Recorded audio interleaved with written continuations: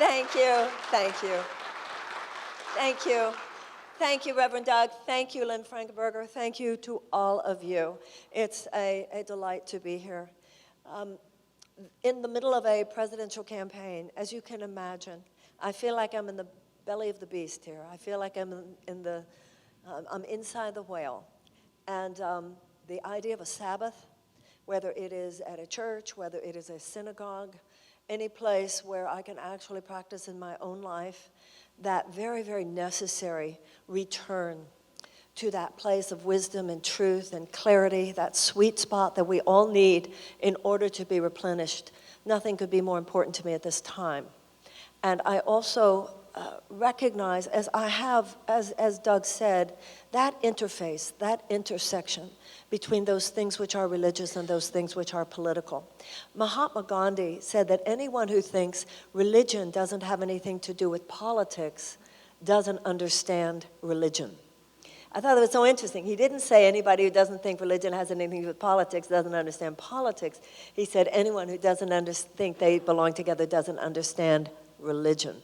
We have separation of church and state in this country, and that's one of the most enlightened aspects of our Constitution. We all also need to remember what it is and what it isn't.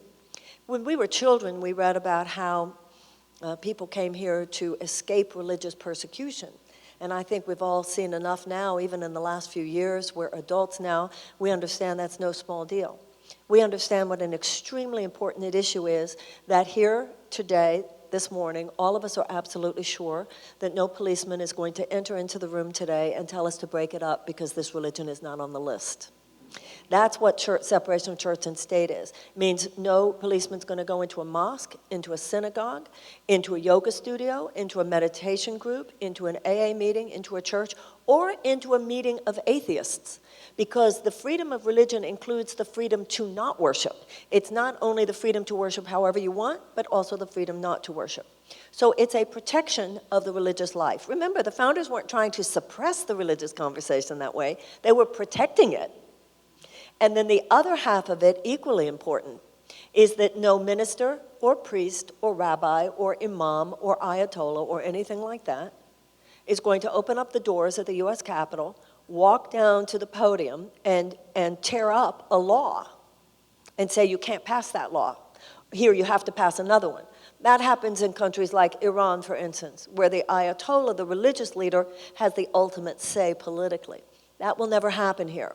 So the separation of church and state means our government will not be interfered with by religious authorities, and those of us who worship or not worship will not be interfered with in that decision by governmental authorities. It's important that we understand that. And it's also important to understand what the Johnson Amendment was that has to do with what churches can or cannot do on the pulpit. If Reverend Doug were to say specifically, we endorse this candidate, he would be risking the tax-exempt status.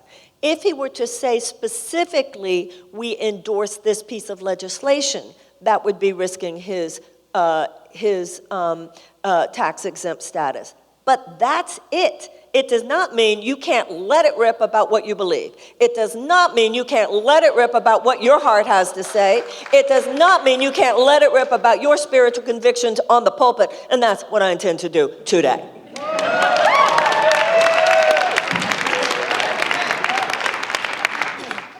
You know, a lot of people don't recognize the practical relevance of the great spiritual and religious themes.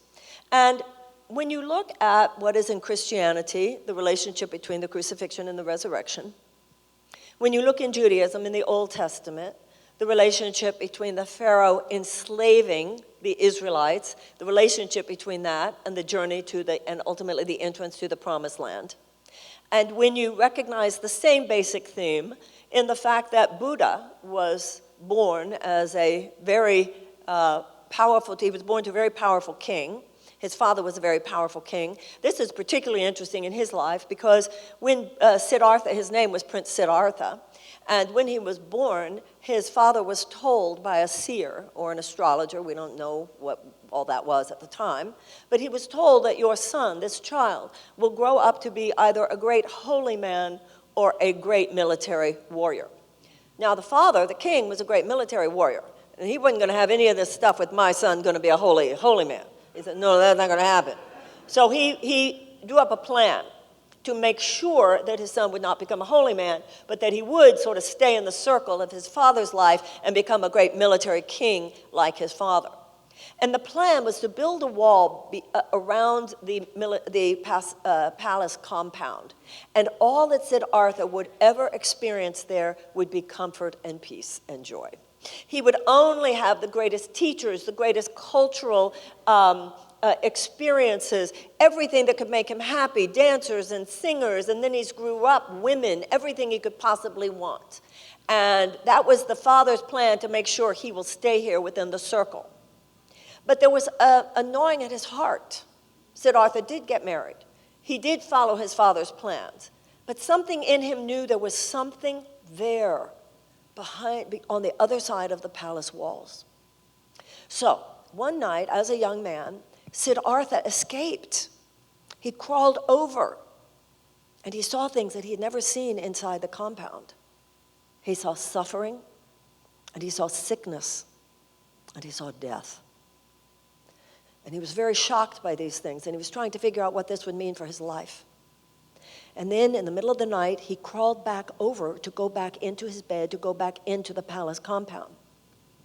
But because it was the middle of the night, he saw something even there that he had never seen before. Because he saw all the dancers while they were sleeping. He saw all the singers while they were sleeping. He saw all his teachers, all the people who were there to just give him joy while they were sleeping. And he walked up close to them and he saw they too suffer. They too have illness. Behind the facade, these are clearly human beings who suffer too. And that is when he knew that there was something he was not seeing. That's when his eyes were opened. And that is when he left the palace compound for the final time and became a holy man and ultimately the Buddha. His main message to the world was the same as crucifixion. His message to the world was the same as the Israelites suffering as slaves in Egypt, and that is that life is suffering. Whether the symbol is the crucifixion or the Pharaoh or the story that I just told you, that's the point. A life lived here is dominated by suffering. But there is a journey that we all take out of the suffering. The crucifixion leads to the resurrection.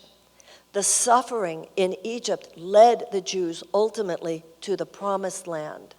And Buddha ultimately recognized that while his message was that life is suffering, in the presence of ultimate and infinite compassion, all suffering ends.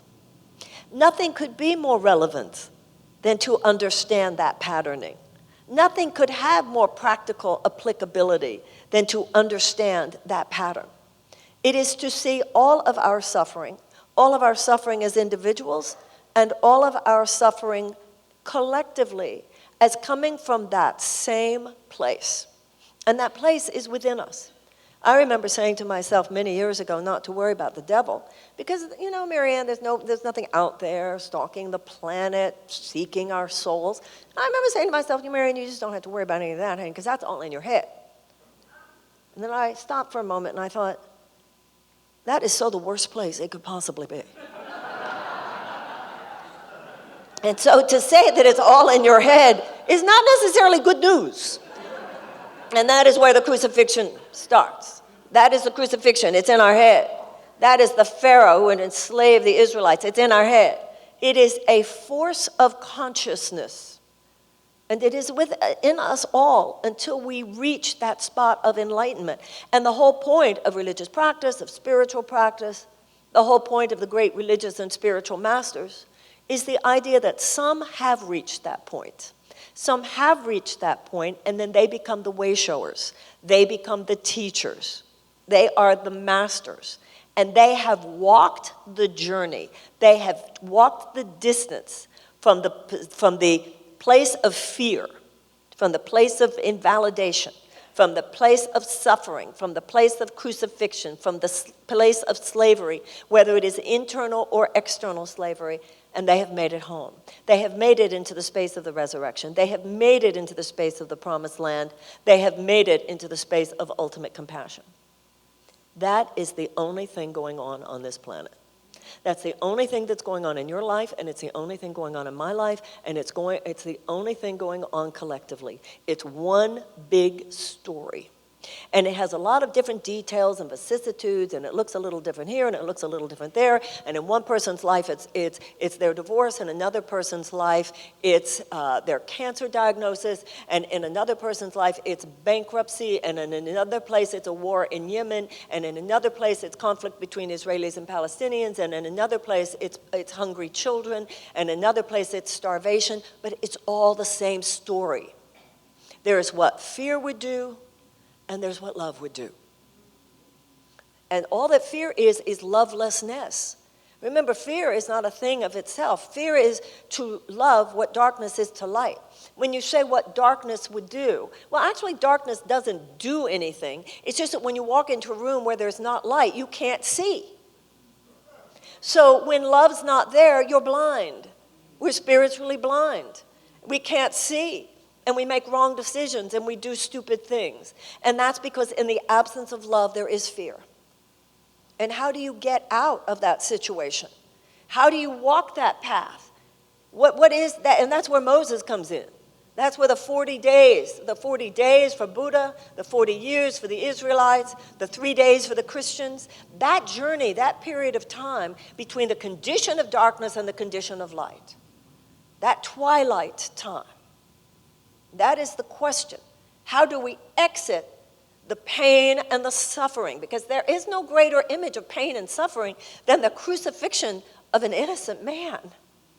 There is no greater suffering than slavery, and that is what the slavery of the Israelites in our collective human experience. There is no greater suffering than all the suffering that Buddha saw. You can't leave out that recognition of the suffering.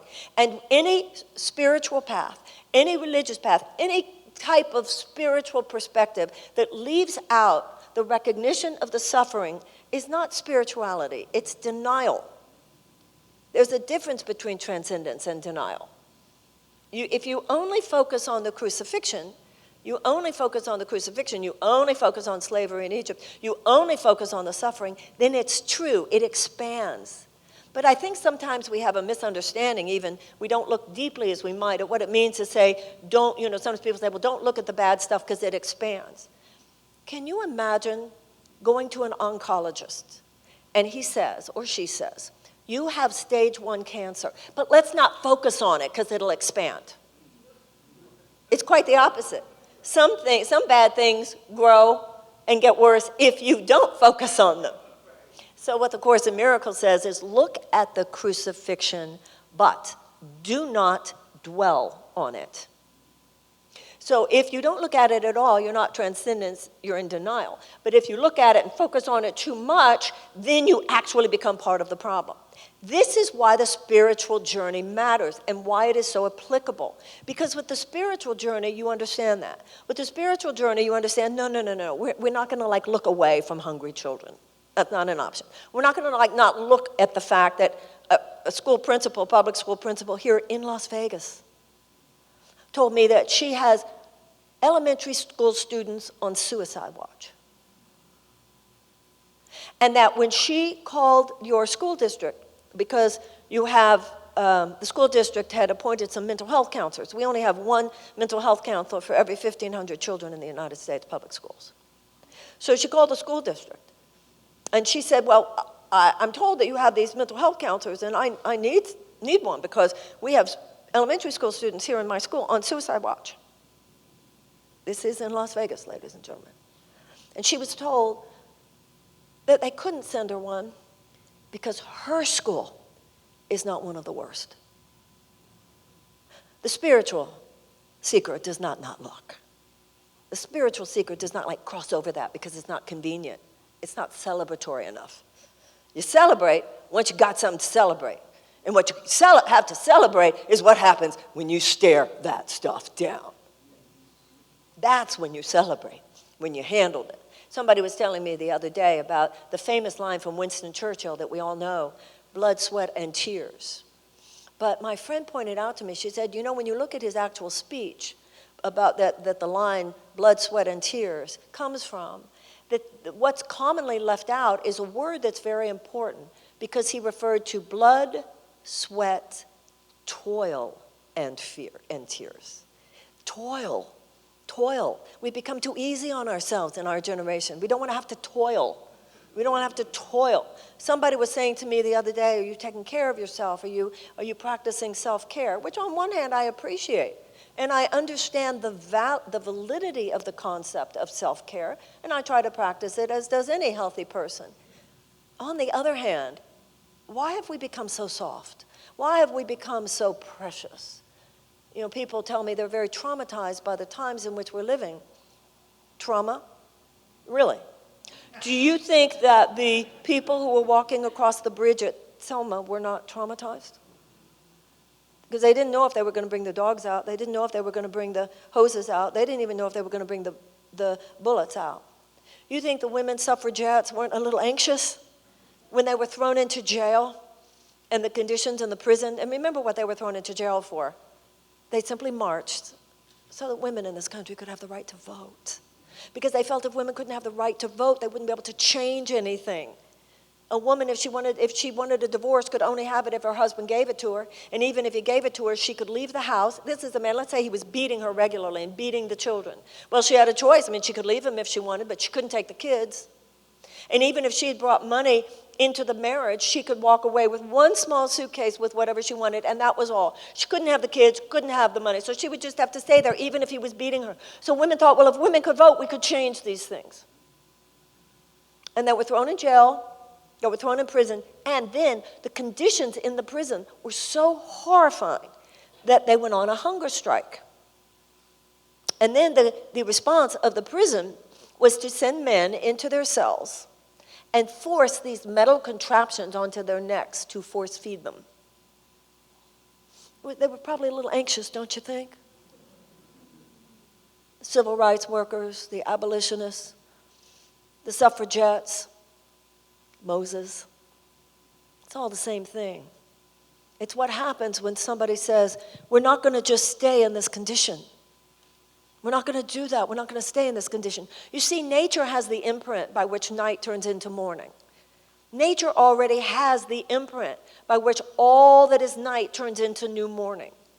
But in human life, free will means, yes, as the Course in Miracles says, God's will has never not been done. Our night will turn into morning. This planet will one day stop it with the perpetual war. We will one day be at peace. We will one day be a planet which is repaired. We will one day be a planet in which freedom does ring. The only question, and that question is up to us. The answer to this question is up to us. The question is, how much more suffering will it take before you choose that path? And will the earth even tolerate our being here while it repairs itself? You see, we ourselves have to make a decision here. Are we willing to toil? Are we willing to show up for the journey? Are we willing to take that journey out of slavery into freedom? Are we ready to walk that path from crucifixion to resurrection? Are we ready to, as Buddha did, move from that place of hatred and fear and move into that place of infinite compassion? Because nature is self-organizing. As long as we love each other, as long as we put love first, everything does work pretty well in our lives. All of us know that. If you try to be more loving, you try to be more compassionate, you try to be more forgiving, you try to take responsibility for your issues, to recognize your character defects, to atone for your mistakes, to make amends, to try to be a better person, to recognize where you have some things to learn, to recognize where the part you played in your disasters. You try to show up, you rise to the occasion, you'll say, I'll be a better person next time. Life does have a way of resetting things. We know that in our individual lives. And all that politics is our collective experience. We know that in our own personal lives, you want things to change, you're going to have to look in the mirror. If the United States wants some things to change, we're going to have to look in the mirror too. And that's all that's happening. That's all that's happening on this planet. The same dramas are unfolding collectively as unfold individually. And we know in our individual lives, you ready to get naked before God? You ready to get real? You ready to tell some real truth? You ready to get down? You want to look at yourself honestly? And in those places where you're not really clear, you know what? Your best friends probably are clear. And if you really want to ask some people, tell me the real truth about myself, there are probably more than enough people who, once you ask, would be willing to tell you. And that's what conscious people want. Because conscious people know, otherwise I'm just going to continue to create these same dramas over and over again.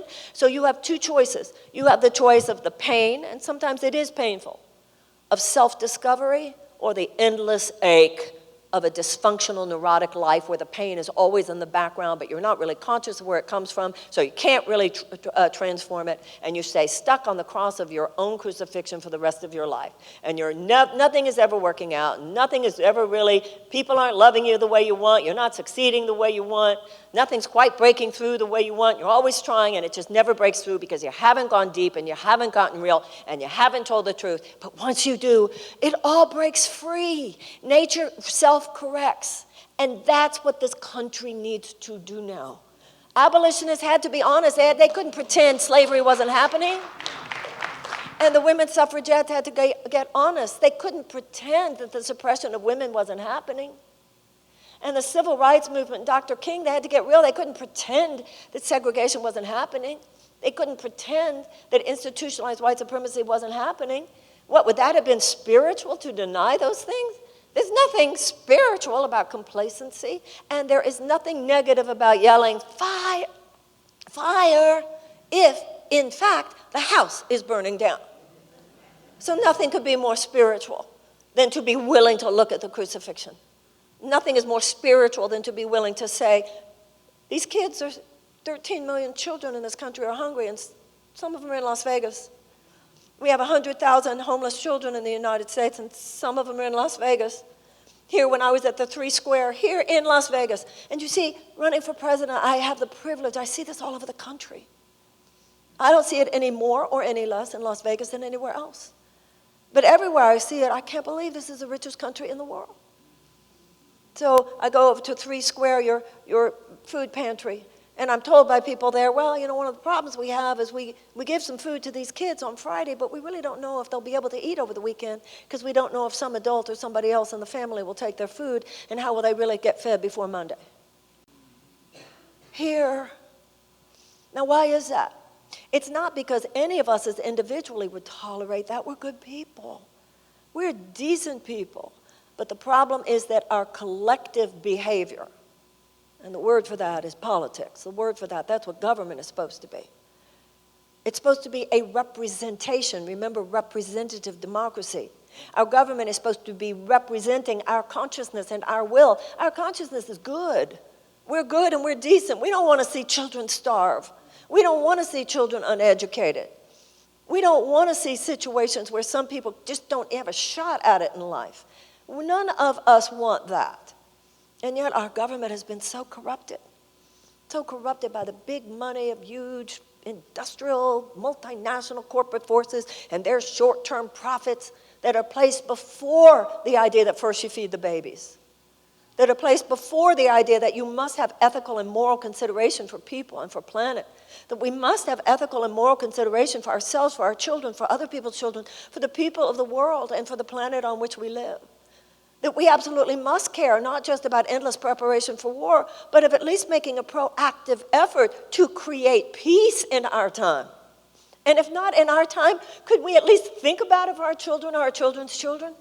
Because no person lives a deep and meaningful and spiritually aligned life who thinks only of ourselves.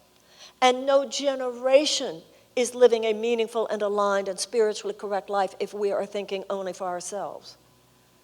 The spiritual awakening that this country needs is not based on ideas that are not known by all of us. Everything I'm talking about, these are principles which those of us who go to church, those of us who go to synagogue, those of us who go to mosque, those of us who go to AA meetings, those of us who go to therapy, which is millions and millions and millions of Americans. We know these principles. And most of us can now say, one of the reasons I know these principles is because I tried them in my life. And I'm not the same person because I tried them in my life. And because I've applied them to my life, I see that they work. I see that when I try to be forgiving rather than judgmental, when I try to bless instead of blame, when I get off the victim thing and show up for life and try to be a better person, I've seen how life repairs itself. Now, that might not mean you're perfect at it. I'm not perfect at it. Might not mean that any of us practice it 24/7. But we know these things enough.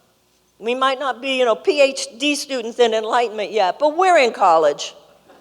And at this point, it's not like any of us need to know any more facts because we know the facts. Everything that I've talked to you about today, even things going on in Las Vegas, you knew that. I might have mentioned a couple of details that you didn't know. The issue isn't that what we don't know, it's what we're not looking at, what we're not owning, what we're not admitting that we know. And that is why the difference between being anti-slavery and being an abolitionist means so much. Being anti-slavery just means you didn't agree with slavery and you wouldn't do it. Noble. But that of itself would not have moved the needle for one enslaved person. But the person who was an abolitionist across the bridge, that's the Moses journey. That's those 3 days. That's those 40 days and those 40 years. The abolitionist was someone who crossed the bridge from I don't agree with it to not on my watch. And that's a psychological bridge, and that's an emotional bridge, and that's a spiritual bridge. And there is something in all of our lives called the appointed hour. We were blind, and after that appointed hour, we see. And once we see, we can't not see. And we realize we've been so afraid of opening our eyes. And then we realize once we do open our eyes, that's where the power lies. Because you realize, wow, I'm so much more grown up than I was when I pretended not to see. I was a little girl before in a woman's body. I was a boy before in a man's body. And you take that, and you take the idea and the fact that you know that God works miracles inside us when we're willing to see, when our eyes do open. And when you take that power, the power of that knowing, and you mix it with the power so great, greater than any power on this earth today, which is the power of being a citizen in the most powerful and richest nation in the earth. You're holding so much power. I'm so tired of people saying, Marianne, how do I get my power? You know the answer about how you get your power? Use your power, and use it on behalf of someone other than just yourself.